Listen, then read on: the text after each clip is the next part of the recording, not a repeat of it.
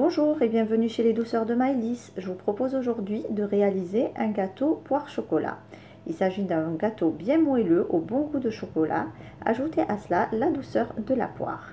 Donc dans un premier temps, on va faire fondre 200 g de chocolat au bain-marie sur lesquels je vais rajouter 120 g de beurre et je vais laisser le tout fondre à petit feu au bain-marie en mélangeant de temps en temps avec la spatule.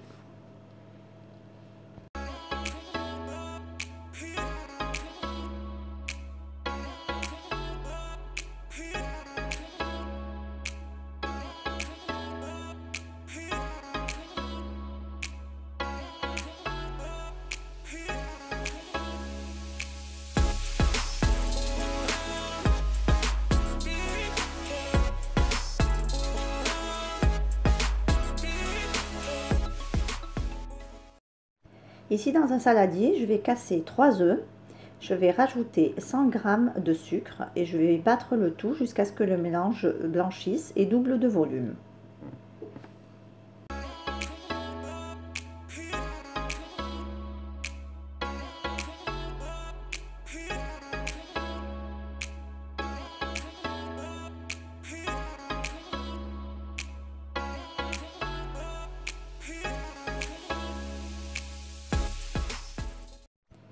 Ici, j'ai 125 g de farine à laquelle je vais rajouter un sachet de levure chimique et une pincée de sel. Je vais verser ma farine sur mon mélange œuf-sucre en 2 temps en utilisant mon batteur à petite vitesse. Vous pouvez également le faire au fouet.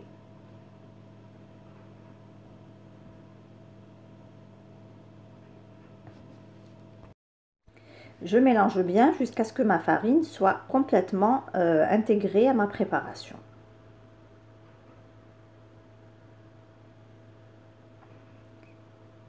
Ici, je vais venir rajouter mon mélange chocolat et beurre sur ma préparation en mélangeant délicatement à l'aide d'une spatule. Alors, je mélange bien en soulevant la masse de bas en haut jusqu'à ce que mon chocolat soit bien intégré.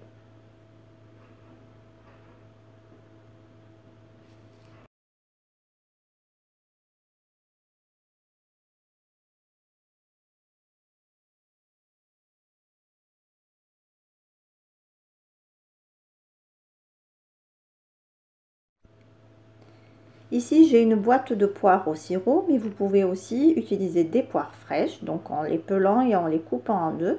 Là, je les coupe en petites lamelles tout en gardant leur forme.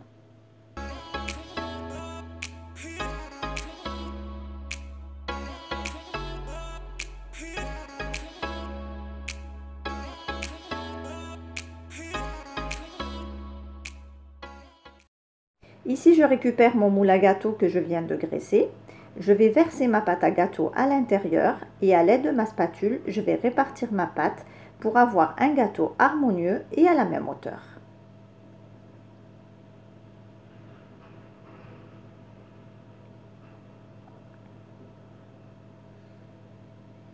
Petite astuce, ici je tapote mon moule contre mon plan de travail pour égaliser la surface de mon gâteau. Ici, je vais venir déposer mes poires sur mon gâteau. Donc moi, je vais les disposer en forme de rosace et je vais appuyer légèrement sur ma poire pour la faire adhérer à ma pâte à gâteau.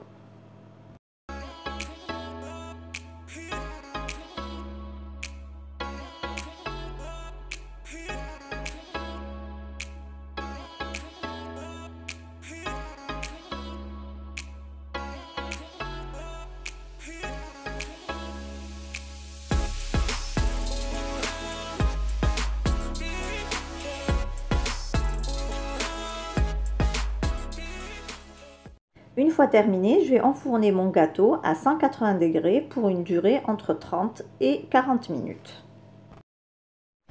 Une fois le gâteau cuit, on le laisse refroidir complètement avant de le démouler.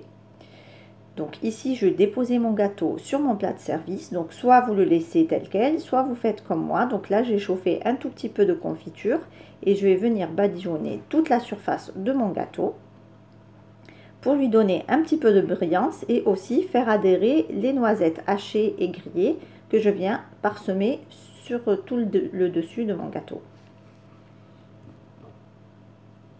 Ici, on arrive à la fin de notre recette. J'espère que celle-ci vous a plu. En tout cas, si vous avez aimé, likez et n'hésitez pas à la partager. Vous trouverez la liste des ingrédients listée en barre d'informations. Si vous êtes de passage sur ma chaîne, n'hésitez pas à vous abonner et à activer la cloche des notifications pour ne rien rater. Quant à moi, je vous retrouve très prochainement dans une nouvelle vidéo. Merci de m'avoir suivi et à très bientôt chez les douceurs de Maëlys.